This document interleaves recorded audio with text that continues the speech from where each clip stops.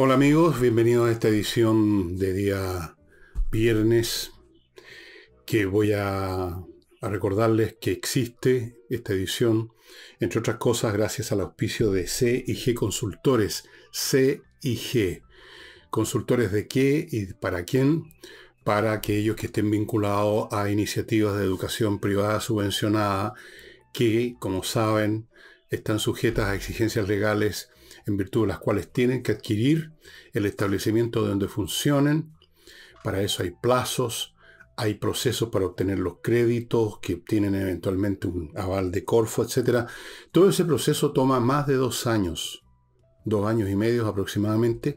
Si ustedes se ponen en manos de C&G Consultores, en la mitad del tiempo ustedes van a estar funcionando con su liceo adquirido, con estos créditos, con el aval Corfo, etc. 24 instituciones de este tipo ya se acogieron a los servicios de C&G y obtuvieron en plazos muy inferiores a los normales, si podemos llamar normales los lapsos que se toma la burocracia en Chile. La mitad. C&G Consultores. Les cuento que pronto les voy a estar anunciando, no sé si en 1 o 2 semanas más, la reapertura de la Casa del Jamón en otra locación, en otro local, tan cómodo como el anterior o más todavía, ya les voy a contar. Y también les cuento que les voy a contar por un video que todavía no lo hemos hecho, pero lo haremos hoy día o mañana. Hoy día para mí. En que les voy a contar de qué trata el libro que ya estamos editando y que nos falta encontrar una imprenta que esté disponible para imprimirlo y ponerlo a disposición de ustedes, ojalá más tardar en diciembre. Va a ser un libro que no tiene nada que ver con la política, ni con la contingencia, ni de Chile, pero tiene que ver con cosas que son mucho más importantes a largo plazo, creo yo. Y bueno, voy a entrar en materia contándoles el por qué hay un día, como el 1 de noviembre, que es hoy para ustedes, en que se celebra el Día de los Muertos. No sé si alguna vez se lo han preguntado por qué existe un Día de los Muertos. Para mí es muy raro. Todas estas cosas, el Día del Padre, el Día de la Madre, como si no, todos los días no fueran no sé en qué sentido hay un día que es el Día de los Muertos, pensé yo. Los muertos están muertos todos los días. No hay nada más permanente y constante y eterno que la muerte. Los vivos tenemos un plazo, pero los muertos no tienen ninguno porque hay un día en que se celebra. Me puse a averiguar, porque soy curioso, y esto es lo que descubrí. El Día de los Muertos tiene su origen, amigos míos, en tradiciones prehispánicas en América. Tradiciones vinculadas a la cultura o civilización azteca, la maya y otra más que no anoté. En general el norte de Latinoamérica, o sea, bueno, México está en Norteamérica, los mayas estaban en Centroamérica. De ahí venía esta tradición que se basaba en una creencia. Se creía en esa cultura que los muertos una vez al año regresaban por un lapso, no sé si era un día, 2 o una semana, una quincena, no sé, regresaban por un breve lapso a ver a sus familiares, a sus seres queridos. Ese día era el Día de los Muertos. Por eso que se llamaba el Día de los Muertos, porque ese día llegaban. Cuando llegaron los españoles y conquistaron esa zona, como conquistaron toda América Latina, llegaron con la religión católica. Y la religión católica hizo en América Latina lo mismo que había hecho en Europa a lo largo de todo el periodo que se extiende desde que la cristiandad, digamos, empezó a abarcar todo el Imperio Romano y luego en la Edad Media se hizo más fuerte. Y se encontraban con cultos paganos, porque el paganismo, los cultos supuestamente a un árbol o un rincón en una esquina, un cruce camino que especialmente estaba vinculado a poderes extraterrestres o más bien dicho supernaturales. Habían muchos cultos de ese tipo pagano. Y la cristiandad, la iglesia, tuvo el tino de no tratar de desarraigarlos y por lo tanto hacerse enemigos con multitud de campesinos y gente ignorante, sino que los adaptaba, los asimilaba. Entonces muchos de los santos y de las festividades religiosas cristianas tienen que ver con eventos que eran originalmente paganos. Y lo mismo hicieron en América Latina y convirtieron el día en que supuestamente venían los muertos de verdad a ver a sus familiares, lo convirtieron en el Día de Todos los Santos y el Día de las Almas, y eventualmente eso a su vez se convirtió en el Día de los Muertos. Ese es el origen de esta no sé si llamar la festividad, porque no, aunque sentido puede ser un festejo ir a un cementerio, ni siquiera a ver los muertos porque están enterrados, ¿no? Aunque hay una región en Italia, no sé si esa práctica continúa, donde sacan los ataúdes y abren los cajones y comen, así en presencia del cuerpo del muerto, que puede estar en quizás qué condición a esta altura, depende de cuánto tiempo lleva muerto. Pero ese es el origen. Hoy en día, el Día de los Muertos, por ejemplo, más bien es el Día de los Vivos, el Día de los Asados, el Día de la Fiestoca, el Día de los Carretes, ¿no es verdad? Pero ese es el origen, que se convirtió en una fiesta religiosa cristiana por esta asimilación de cultos paganos, costumbre o práctica política, diría yo, de la Iglesia, que tenía como efecto el no ir de frontalmente contra las tradiciones paganas en los sectores más ignorantes, más maleducados de la población, que era el campesinado. Entonces, de ahí viene el Día de los Muertos, estimados amigos. Y ahora pasemos al mundo de los vivos. Pero un mundo de los vivos que también está vinculado con funerales. A propósito del Día de los Muertos, hubo un funeral de un narcotraficante que murió baleado, como parece ser la manera en que mueren los narcotraficantes. Entonces, los funerales narcos son funerales en que asisten narcos, familiares de los narcos, gente asociada a los narcos, el mundo narco. No es el obispo tal que el que asiste a los funerales narcos. Y se han convertido a lo largo del tiempo en eventos totalmente violentos muchas veces, desafiantes del orden que ya no existe y de la ley que ya no existe en Chile. Y ya saben ustedes, disparaban fuegos artificiales, se mostraban abiertamente los narcos en el acto de ir a enterrar a alguno de los suyos. Y en virtud de eso, en muchas ocasiones, y ahora también, la vía normal se detiene allí donde va a pasar el cortejo, los colegios cierran para evitar problemas. ¿Y qué hace la policía? Nada. O muy poco. Controlan en el mismo sentido con que controlan un partido de alto riesgo, como llaman en el fútbol, a un partido donde nadie las barras bravas bajan la crema. Pero no actúan en ir a buscar, en hacer una redada con ese cortejo donde está repleto de narcotraficantes, revisarlo. Muchos de ellos deben tener prontuario y vamos deteniéndolos. No se hace eso. En esta oportunidad, dice un oficial que participó en este funeral, que decomisaron algunas cosas y detuvieron a 2 individuos. Eso fue todo. Me parece increíble, pero al mismo tiempo muy decidor de cómo el crimen organizado se ha ido convirtiendo en parte de la normalidad. Le está faltando que tengan un día de los narcotraficantes en el calendario junto con el Día de los Muertos. Los funerales de ellos son un evento que tiene que ser controlado desde afuera por la policía.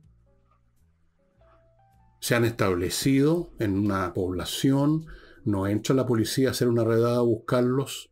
Ahí están. Se establecieron. Forman parte del establishment nacional las organizaciones narcotraficantes. Eso es. Bueno, eso. Se han convertido en parte. Va a llegar un día en que van a tener fiestas en el calendario, que van a ser fiestas nacionales. La gente va a salir ese día fuera de Santiago y todo, porque se va a celebrar el Día del Narcotraficante, así como hay el Día del Joven Combatiente. Va a venir el Día del Narcotraficante y podríamos seguir poniendo fiestas según las organizaciones criminales. El Día de los, de los que raptan gente y piden rescate. El Día de los Portonazos. ¿No es cierto? ¿Por qué no? Y ¿en qué se ha convertido Chile? ¿En qué se está convirtiendo? ¿En qué se está convirtiendo? Voy a entrar a analizar el cónclave oficialista. Cónclave significa con llave. Es un evento que originalmente está reducido a la reunión de los cardenales En el Vaticano, cuando se moría o se muere un papa y tienen que elegir a otro, entonces se encierran, no salen hasta que no haya un papa, y por eso que dice cónclave, conclavis, conclavis, con llave. Así es que se encerraron con llave los oficialistas en un lugar más entretenido que el Vaticano, ¿no? Esta residencia que hay en Cerro Castillo, en Viña del Mar. Pero ya voy a hablar de eso antes de eso, y de hablar especialmente del estilo discursivo de Madame Camila Vallejo, muy, muy peculiar y muy ilustrativo también, de lo que es el gobierno, de lo que es la coalición, de lo que es el Partido Comunista, de lo que es Camila, de lo que es todo ese mundito. Antes de eso les quiero recordar, amigos, un par de cositas. 4 cosas. Primero, Fastmark, la empresa de transporte internacional chilena, que desde Estados Unidos a nuestro país les trae a empresas o individuos particulares lo que hayan comprado, lo que estén comprando todo el tiempo, hayan comprado una vez a lo mismo. Las empresas están todo el tiempo comprando más o menos lo mismo, los atienden, llegan los containers, etcétera. Un particular puede que solamente una vez cada mucho tiempo comprar algo en Estados Unidos, también lo van a atender, todos atendidos con la expedición, la rapidez de esta empresa chilena que se dedica a esta faena, fastmark.cl. Continúo con Lomas de Millaray, que es un proyecto inmobiliario. Ya terminó la promoción, amigos míos, ya se vendió lo que yo les estuve contando, pero igual, para las parcelas que quedan en esta maravillosa región de los lagos, el proyecto Lomas de Millaray está ahí. Cada parcela con agua, ya con electricidad, con fibra óptica. Igual van a haber fuertes e interesantísimos descuentos si mencionan el nombre de vuestro servidor aquí presente. Lomas de Millaray. No se olviden, está a minutos de la comuna de Los Muermos, así que ahí, cuando necesiten ir a comprar algo, está la comuna 5 o 10 minutos en auto, y a media hora está Puerto Montt, con todos los servicios que hay en una ciudad grande como Puerto Montt, y con el aeropuerto. Y continúo con el arquitecto Diego Sándor. Lo digo de inmediato porque es un hombre que vive en esa zona, que ha construido casas en esa zona, todas con diseños de fachada, los exteriores, la estructura misma de la casa y los interiores espectaculares, estimados amigos. Es un hombre de gran talento de diseño, y además tiene otra gracia. Se inmiscuye en la construcción, se mete desde el primer día hasta el último, no está ajeno. Está vigilando que las cosas se hagan como él pidió, mete mano personalmente con serrucho, martillo y todo lo demás, y entrega la casa tiki-taka. Me consta porque yo conozco lo que ha construido, he estado en esas casas.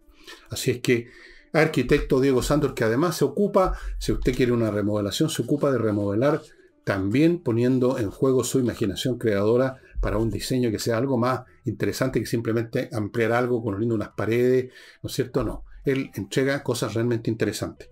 Continúo con Oxibiota, el producto que ya conocen, el polvito que mezclado con agua se convierte en una colonia de bacterias aeróbicas que destruye las que inician el proceso de descomposición, que a su vez trae el mal olor. El mal olor no viene porque sí, viene de la descomposición. La descomposición no se produce sola, la inician las bacterias anaeróbicas. Bueno, estas otras que usted va a echar, vaporizar o verter en los fregaderos, la cocina, el baño, destruyen esas bacterias, por lo tanto se acaba el mal olor de raíz. Y Torch, las linternas portátiles, energía propia autónoma que usted recarga en el computador o en la red eléctrica, muy potentes, resistentes a golpes, o sea, se les cae al suelo y no les pasa nada, se le cae al water o a la tina, a la ducha, no le pasa nada, estimados amigos, resisten hasta 2 metros de agua. De manera tal que son súper prácticos, especialmente porque son portátiles. Eso es muy importante. Una linterna uno la necesita en ciertas circunstancias. Normalmente uno anda con las linternas tradicionales, que son unas cosas grandes con unas pilas pesadas. Esta linterna usted la tiene, puede ser como este lapicero, que usted lo usa como lapicero, y es también una linterna al mismo tiempo. Súper potente por lo demás. Entonces, muy práctica. Solamente se encuentran en torch.cl. Vamos al cónclave oficialista. Vallejo salió a decir qué había ocurrido ahí. Por supuesto, ese es su trabajo. Y usó una serie de frases que son muy peculiares. Usó una frase que es típica en el repertorio semántico, en el vocabulario del comunismo. Yo algún día voy a escribir un libro sobre los lenguajes de los partidos y de las sectas, porque cada cual desarrolla su lenguaje que refleja su visión del mundo, sus pretensiones, etc. es una frase que la he escuchado siempre, millones de veces, y es la siguiente. Fue una discusión muy enriquecedora. ¿Han visto ustedes alguna vez una discusión enriquecedora? Yo no sé en qué sentido se enriquece una discusión. Quiere decir, Camila Vallejo, cuando se usa esta expresión, que las partes llegaron a una conclusión superior a las opiniones, a la tesis y antítesis que se estaba discutiendo. Llegaron a una síntesis superior, una síntesis hegeliana, digamos. ¿Cuándo han visto ustedes eso? ¿Cómo operan las discusiones en general? Las partes intercambian epítetos cada vez más fuertes y rabiosos y todos quedan en la misma postura inicial, nada se enriquece, sino que más bien se empobrece llegado el caso. Pero en el Partido Comunista, desde los tiempos más remotos, desde sus comités donde se reunían a ver a quién iban a matar al próximo día, siempre la discusión era enriquecedora, muy enriquecedora. Luego, otras frases del repertorio de la izquierda, de esta coalición, constatamos, constatamos, o sea, es un hecho físico que vimos que existe, constatamos la unidad, otra palabra básica del repertorio, que se expresó en el evento electoral. O sea, sí, efectivamente hubo unidad, todos perdieron prácticamente. O sea, en la coalición completa, puntos más, puntos menos perdieron. Así que en ese sentido hubo una gran unidad, efectivamente, se hundieron todos en el barco del gobierno. Se expresó un evento, pero hay que hablar de la unidad porque eso forma parte de la semántica de este gobierno, de los comunistas, de los socialistas, de los izquierdistas, de los progresistas, de los hueonistas, iba a decir, pero mejor no lo voy a decir. Esto de la unidad, la unidad, la unidad, la unidad. Luego siguió. Hubo no dijo impactante, no llegó a tan lejos, dijo importante, que un poco menos que impactante. Importantes triunfos progresistas. ¿Cuáles son esos triunfos progresistas tan importantes? Me gustaría saber. Y se llegó a la conclusión que hay que, otra vez frases del repertorio comunista, profundizar, reforzar y ampliar la unidad del progresismo. Otra vez la unidad del progresismo. En lo cual hay una cierta relación con la realidad, porque efectivamente, como hemos dicho aquí mismo en el programa 1.000.000 de veces, las izquierdas tienen eso, saben unirse para los eventos electorales, por lo menos a eso sí se unen, mucho más que la derecha, que como sabemos es una mata, es un saco de arrayán florido la gente de la derecha. No son capaces de unirse para nada. Entonces, o se unen a medias, mucho menos de lo que hubieran podido, como ocurrió en la elección anterior. Entonces, importantes triunfos, dijo Camila Vallejo, que habían habido. Yo quisiera saber a qué se refería. Y que hay que profundizar, reforzar y ampliar la unidad del progresismo. Y luego fue, bueno, todo esto que he mencionado, toda esta frase, que la unidad, que la discusión enriquecedora, todo eso es cantinfleo comunista clásico. Y no hay nadie más convencional y más que coincida más en un 1000% con ese discurso que Camila Vallejo, que debe ser la persona más robotizada lingüísticamente de la izquierda, con una cercana competencia de Carolina Toá. Bueno, en general todos ellos son iguales, pero hay unos que son más que otros, son más iguales que otros, digamos. Camila Vallejo nunca se sale de ese discurso con esa cara seria, impasible, con su boquita rojita. Entonces, cantinfleo comunista clásico, le faltó algunas frases, sí. Por ejemplo, a ver, ¿qué otra cosa es típica de ellos, no? Las movilizaciones sociales. Lo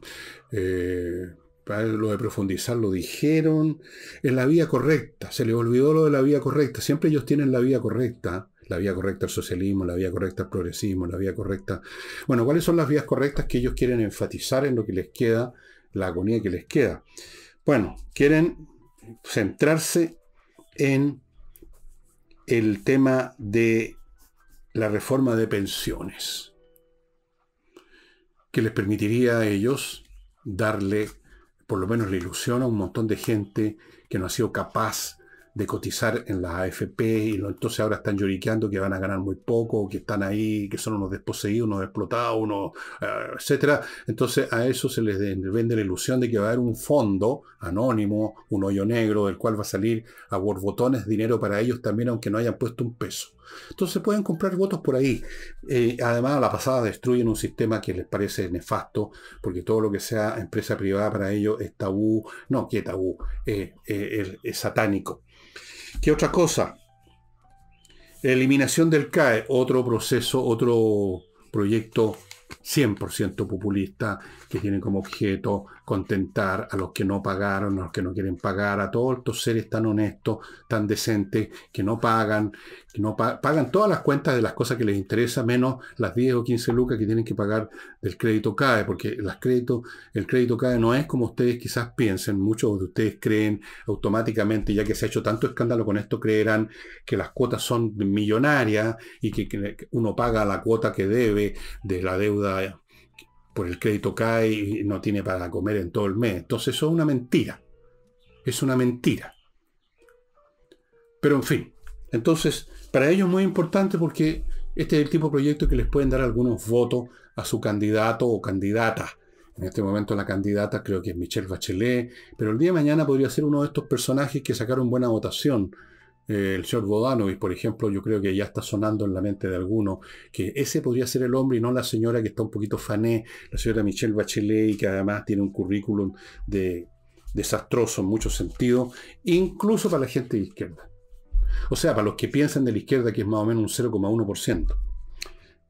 Bueno, no tiene importancia electoral entonces, pero de repente les tinca más Bodanovich. Eliminación del CAE, la reforma de pensiones. Eso sería en qué se traduciría esto que Madame Vallejo llamó profundizar, reforzar y ampliar la unidad del progresismo. El progresismo.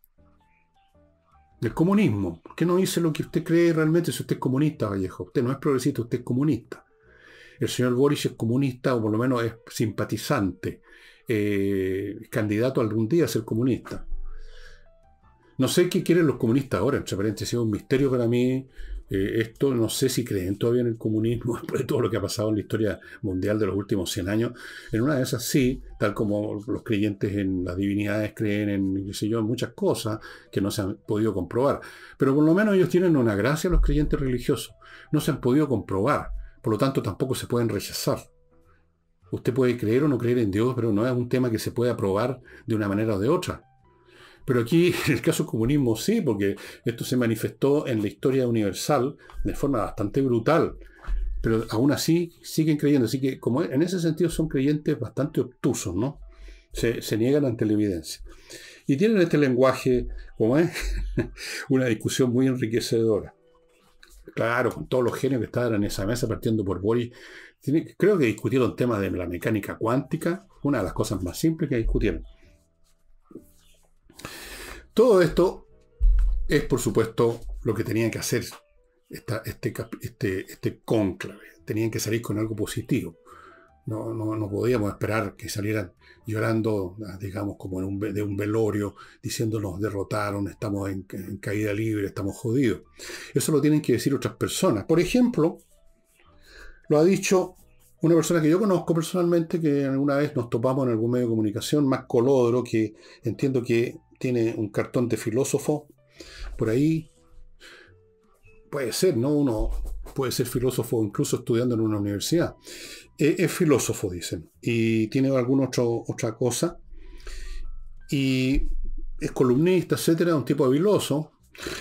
Y dijo que nunca se había visto antes una tan grande o una mayor destrucción del poder territorial de la izquierda y la centroizquierda. Esa es la realidad. Destrucción del poder territorial, o sea, los poderes locales, lo que se disputó en esta elección. No hubo tal importantes triunfos progresistas como canturreó Camila Vallejo.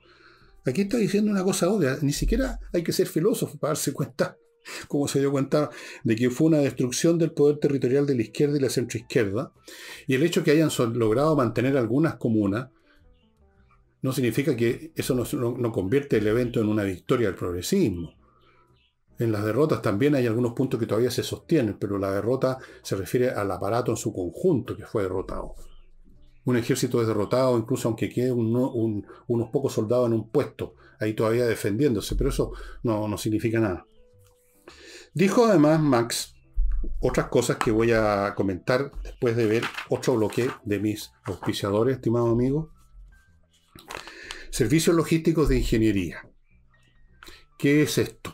Es un grupo de ingenieros que revisan meticulosamente la logística de su empresa, o sea, todo lo que tiene que ver con movimiento físico de objetos, de vehículos, cosas que se mueven en el espacio y el tiempo. Esa es la logística. Básico. Una empresa es, por un lado, temas contables, administrativos, y por otro lado, es un movimiento físico. Fabrican cosas, mueven cosas, traen cosas, reparten cosas, se guardan cosas. Y ellos encuentran los puntos débiles de su logística, se los hacen ver, les dicen, esta es la solución, este es el modelo para operar en ese sector, y si usted no tiene el personal adecuado, se lo buscan. De manera que su empresa queda funcionando eficientemente y no pierde clientes. Continúo con KMMillas.cl. Si usted ha acumulado millas por sus vuelos y no los va a ocupar próximamente, no olvide que las empresas las borran en cualquier momento. Puede ser mañana, puede ser en un mes, pero las borran. Vaya a kmmillas.cl y véndalas. Si no las va a ocupar, vaya y conviértalas en plata. Eso es mucho mejor que tener un número que va a desaparecer. kmmillas.cl. Continúo con Entrena Inglés, una academia donde profesores de inglés vía online lo van a dejar ducho en el arte de la conversación. Es decir, hablar y entender lo que le dicen. Eso quizás es lo más importante. Yo sé de personas que creen que dominan un idioma porque pueden construir una frase, pero no entienden nada de lo que les dicen. No entienden porque nadie en el otro lado, en un país, por ejemplo, de habla inglesa, no le hablan como un locutor de la BBC. Hablan un inglés bastante más complicado, entonces hay que saber entender eso. Y usted va a ser ducho en conversación.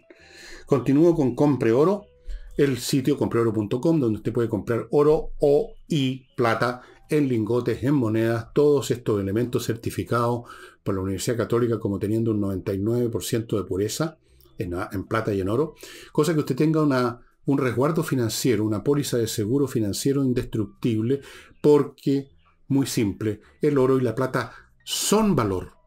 No son representantes de un valor, no son un título de un valor, no son un papel, son en sí mismo valor. Por eso. Y eso. Sigamos entonces viendo las otras cosas que dijo Max Colodro.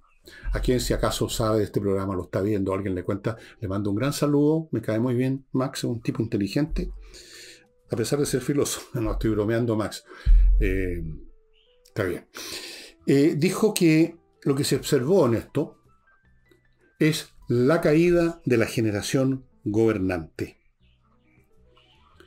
Él ve, parece, no sé si total o parcialmente, como lo veo yo, también parcialmente y totalmente, como un tema generacional. Porque es un tema generacional. Los que llegaron al poder, todos ellos, casi todos, más unos pocos viejos que han puesto de adorno en algunos ministerios, son gente nacida hace 30, 35, a lo más 40 años, gente joven, y mucha gente todavía mucho más joven, que desde luego son los que votaron por ellos. Es una generación que se formó de cierta manera en los años 80, 90. Toda generación es distinta a las anteriores porque se forman otras condiciones. Algunas son más esforzadas, más trabajadoras, más productivas, otras se echan para atrás y descansan en lo que produjeron sus padres y son consumistas nada más. Un poco como esta. Esta generación muy parlanchina, muy llena de pretensiones intelectuales, totalmente vacía porque no tienen realmente preparación, muy débiles para estudiar, poco diligentes, con muy pocas energías mentales, llegaron al poder recitando los memes culturales del momento y han demostrado su inepcia total y completa en todos los sentidos, hasta en lo que es de ellos, hasta en promover sus propios principios revolucionarios que llaman transformaciones profundas. Hasta en eso fracasaron. Han fracasado en todo y por eso es válido hablar de una generación. Y es lo que hizo Max cuando dice esto es la caída de una generación gobernante. Y luego agregó que la agenda legislativa del gobierno está en la UTI. Yo creo que está en el cementerio incluso. Pero si no, ok, está en la UTI. Yo no sé qué tratamiento intensivo está recibiendo ahí. Yo creo que ninguno, porque ellos simplemente se limitan, como dijo Vallejo a la salida del cónclave, en revigorizar, profundizar y reforzar la unidad para seguir con lo mismo programa. Como lo he dicho aquí 1.000.000 de veces sin ser Camila Vallejo, ellos no van a cambiar, no pueden ni quieren. No quieren, en primer lugar, y en segundo lugar no tienen capacidad para cambiarlo, no tienen capacidad política ni tienen capacidad intelectual para examinar con el taladro que es la mente lógica la vaciedad de muchos de sus principios, la distorsión de otros. No tienen esa capacidad intelectual. Son creyentes. Los creyentes no necesitan pensar ni les interesa pensar. Todo lo contrario, tienen miedo de que poniéndose a pensar se les derrumbe la fe que los sostiene a ellos como personas. Entonces van a seguir, por supuesto, con lo suyo y van a irse al abismo cayendo y así va a ocurrir. Salvo que la derecha les tire un salvavidas. Así son los perros. Bueno.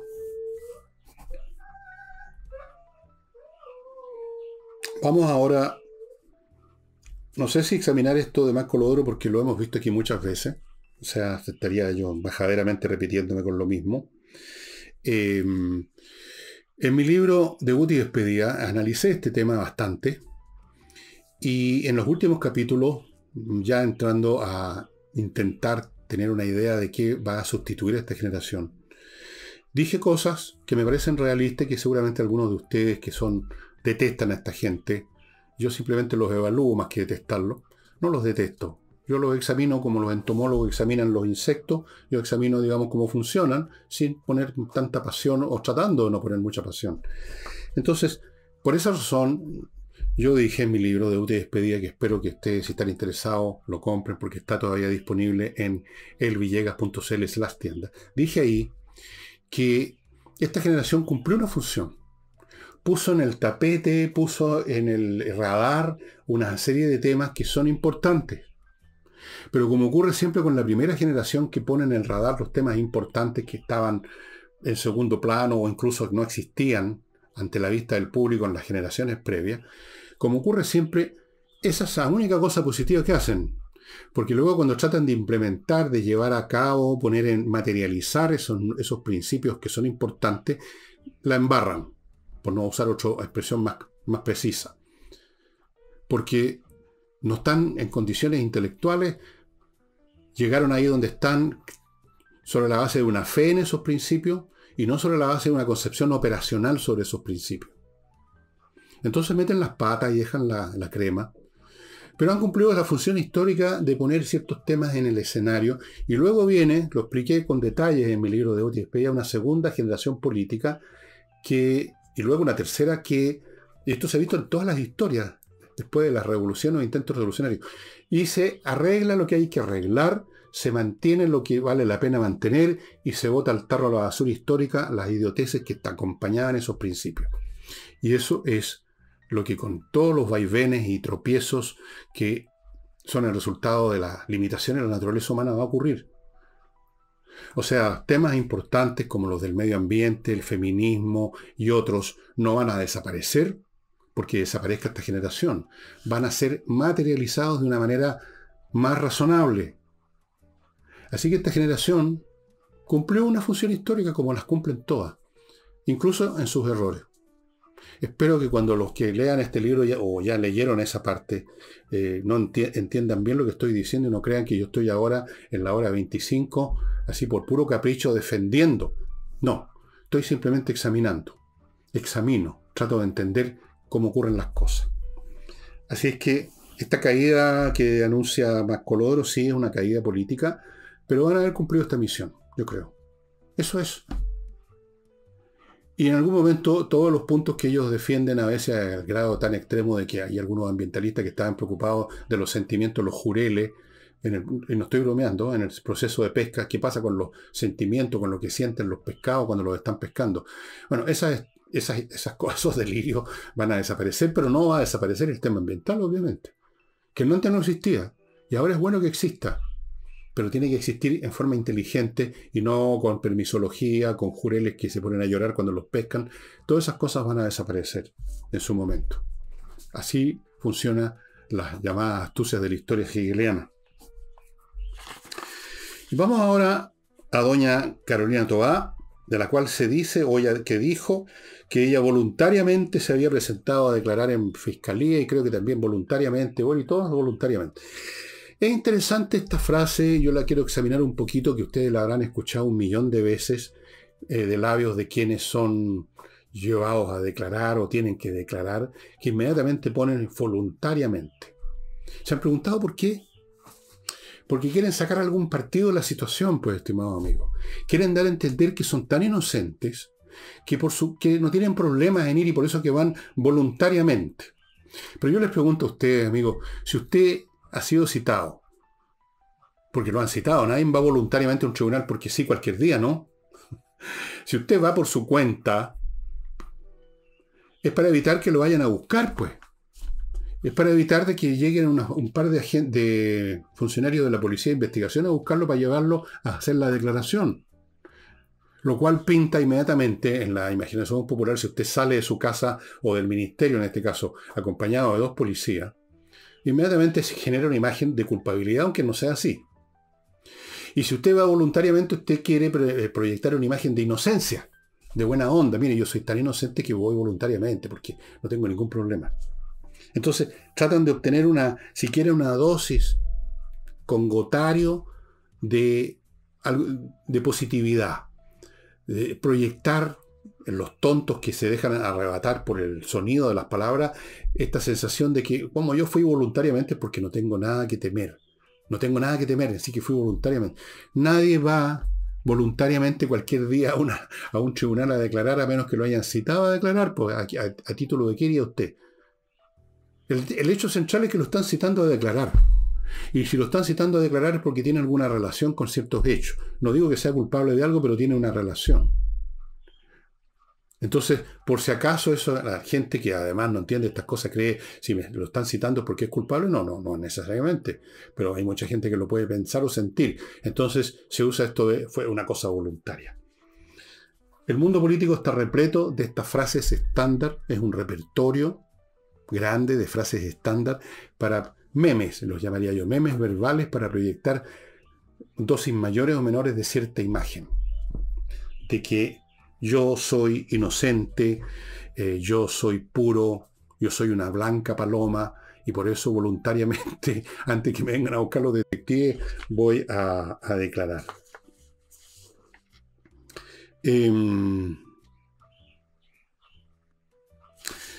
Permítanme ahora ir a otro bloque, amigos. Lago Club. Yo les he hablado de los muchas veces, me habían dicho, del detergente para la ropa y el detergente para la vajilla, que son biodegradables, que son hipoalergénicos, que se los van a dejar, etcétera, a su casa, se los reponen, usted no tiene que molestar si llama, nomás dice, necesito que me traigan más de detergente, etcétera. Lago Club, que es una empresa chilena, ha agregado ahora a esos productos artículos de limpieza para baños y para cocinas. Cremas, vaporizadores, sí, un montón de cosas, usted los puede ver ahí en el afiche. También se los traen a la casa, también se los reponen en la casa. Y son artículos indispensables. O sea, una cocina, yo siempre he creído que la cocina donde se preparan alimentos, obviamente, tiene que ser un quirófano. No puede haber nada que no esté desinfectado y perfecto. O si no, usted se enferma. Todo. Entonces, hay que usar esos productos. En los baños también. En los baños hay que tener todo desinfectado, porque si no puede agarrarse hongo en los pies, un montón de cosas. Entonces, amigos, Lago Club. Continúo con Eudora Vinos. Les muestro una vez más. Pronto les voy a mostrar otra botella que me llegó una caja, ¿no? Para mostrárselas. Esta es tan bonita que no resisto mostrárselas de nuevo. Este vino Dal Bosco, que ustedes no lo van a encontrar en ninguna parte, salvo en el Club Eudora Vinos, al cual ustedes pueden pertenecer. Hay varios planes y al pertenecer, una vez al mes reciben una caja donde vienen un número de botellas, depende del plan, con vinos especiales, excepcionales y acompañado de las delicias. Por ejemplo, unos quesos muy ricos pueden ser que usted ha escogido en el sitio que quiere que le traigan con el vino. Este vino, que es un Gran Reserva selección especial del año 2019, una mezcla de Carmener y Syrah, o Syrah, no sé cómo se dice. Yo no lo he probado, pero he probado otros vinos del Club Edor y son fantásticos. Esto usted no lo encuentra en ninguna botillería, entonces una vez al mes siquiera vale la pena, estimado amigo, recibir vinos de excepción, no un vino bueno, el vino que usted toma toda la semana, que es un buen vino seguramente, no, que ya excepcional. Eso. Sigo con seguridadamerica.com, una empresa que revisa la seguridad de su empresa para ver si hay, como casi siempre hay, puntos débiles en su defensa informática.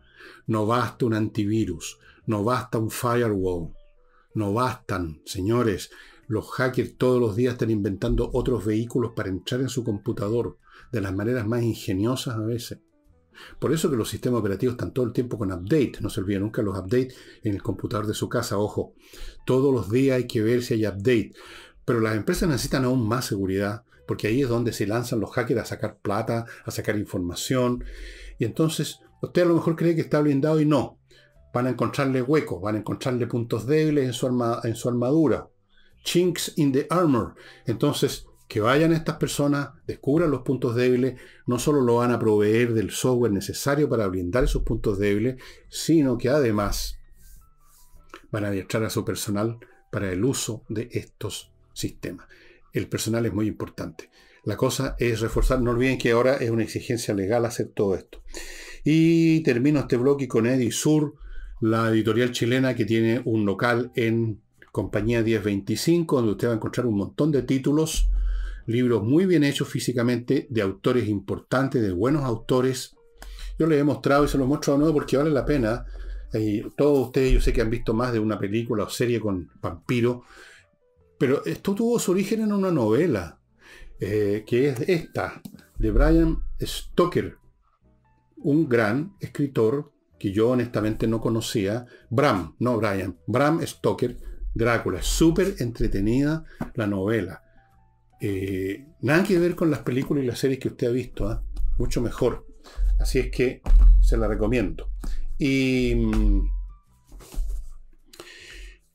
fuera de eso, ellos tienen una librería digital. En edisur.cl hay una sección, tienda digital, qué sé yo, donde hay un montón de títulos digital para que usted baje a su Kindle o a donde sea que los lea. Usted sabe que los formatos digitales usted los puede leer en Kindle, pero también los puede leer en un tablet si baja la aplicación de Amazon para leer, para tenerla en el tablet, incluso en el PC. Yo la tengo incluso en un PC. No hay ningún problema. Y los precios son ridículos, 3.000, 4.000 pesos, y hay títulos que no los va a encontrar en papel. Y están en español, la mayoría de ellos. Así es que, perfecto, amigos, Edisur.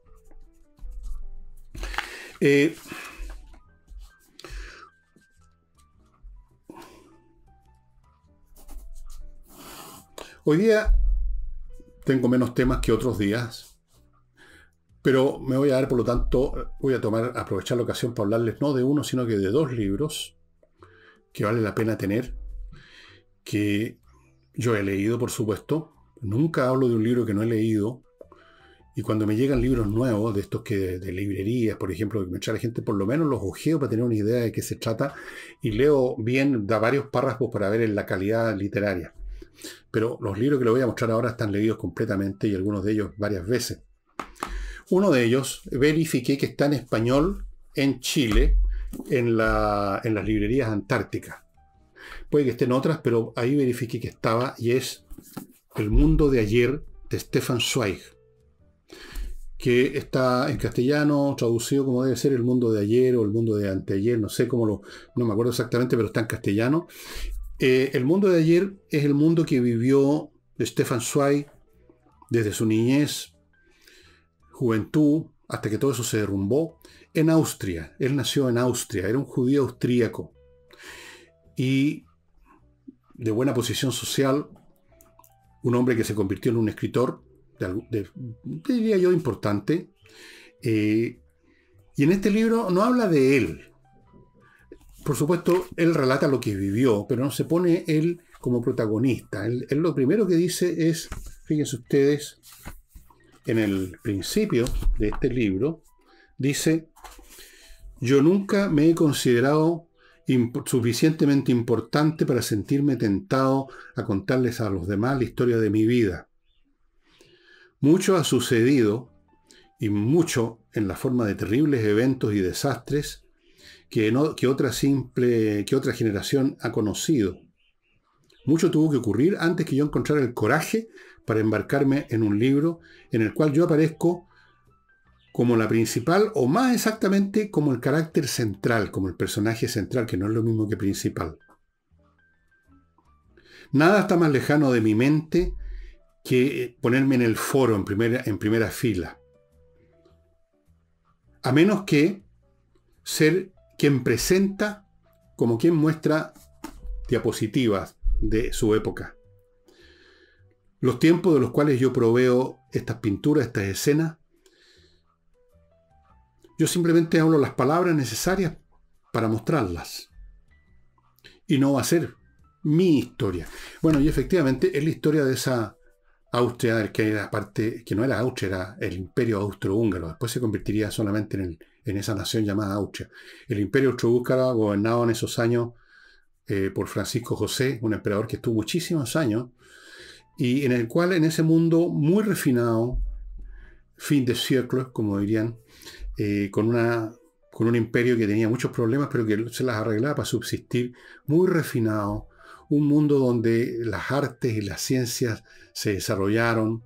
Esta es la ciudad de Freud, es la ciudad de muchos pintores y artistas, de músicos, de Stefan Zweig, un mundo donde los judíos eran protegidos por el emperador. Había antisemitismo, por supuesto, en todas partes, y antisemitismo, vean ustedes lo que pasa ahora, pero no tenían espacio para crecer. Los judíos se sentían austríacos, no renunciaban a su identidad étnica ni religiosa, pero se sentían austríacos y vivían protegidos y les iba bien. Y bueno, eso era un factor por lo cual habían muchos antisemitas, nada más odiado que aquel que le va bien en la vida, ¿no es cierto? Bueno, entonces ese mundo es el que se vino abajo. Primero, con la Primera Guerra Mundial se acabó el Imperio Austrohúngaro y luego vendría el nazismo. Austria, acuérdense ustedes, fue en el Anschluss unida a Alemania por los nazis, por Alemania.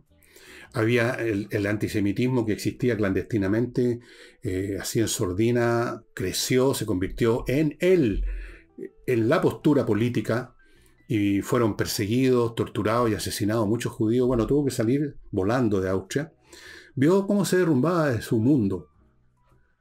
Pero antes que se derrumbara, él lo pinta como era. Y eso es lo interesante de este mundo de ayer. Qué fino, qué refinado, qué civilizado era ese mundo. Y yo diría qué civilizado era ese mundo no solo de Austria, del Imperio Austrohúngaro, sino que de toda Europa, la llamada Belle Époque. Era un refinamiento, sí, bajo cuya superficie habían fuerzas destructivas que estaban ya en estado de hervor y que explotaron. Tomaron la forma del antisemitismo, tomaron muchas formas, y este mundo voló en pedazos. Muy interesante, por supuesto, como escritor que era, escribe muy bien los ambientes, las personalidades. Aquí se cruzan en este libro toda clase de personas, de individuos famosos o no famosos, que nos van dando en su conjunto como si fuese un puzzle. Cada una de estas piezas va formando un cuadro general de ese mundo que fue el mundo de ayer.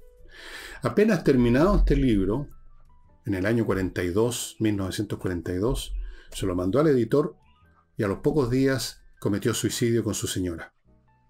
Estaba viviendo en Brasil en esa época. Y eso que él no sabía, la suerte aún peor que le esperaba a los judíos, y de la cual se supo cuando terminó, se supo en plenitud cuando terminó la guerra. No supo de la Shoah, no supo de la aniquilación de millones. Él supo lo que alcanzó a vivir y ver. ¿Cómo lo habría escrito eso? ¿Cómo lo habría vivido Stefan Zweig? Casi es para, no alegrarse, pero estar contento que el hombre murió antes, para no tener que ver no solo el derrumbe, sino que ya la aniquilación de su mundo. Ese es un libro. Y el otro que les quiero mostrar, lo estoy releyendo, no puedo resistir la tentación, lo leí hace millones y millones de años. El libro por lo menos la tapa se está cayendo a pedazos. Es un librito delgadito, de un gran intelectual judío, Martin Buber. El libro es Caminos de Utopía, que está disponible en ediciones más nuevas, que está en castellano, la vi incluso, hay una traducción en castellano como esta, en Amazon. Esto es un examen de las utopías. Como dice el autor, hace un análisis del pensamiento marxista que calificaba todas las utopías, salvo la utopía de ellos, de utopías propiamente tal. En cambio, la de ella era el comunismo científico. Sí, muy científico.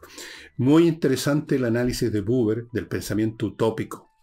Y dice cosas re interesantes, en el sentido que la utopía no es una pura y necesariamente una pura y caprichosa fantasía de alguien que se le ocurre inventar un mundo ideal en el cual le gustaría vivir, sino que, a pesar de ese elemento imaginario, porque se refiere a un mundo que no existe, hay cosas reales y de fondo que se están expresando y que tienen que ver, por ejemplo, con un sentimiento de justicia, que es real y que está basado, casi me atrevo a decir, en la naturaleza del universo, donde las cosas se equilibran sobre la base de una racionalidad que podemos llamar justicia también.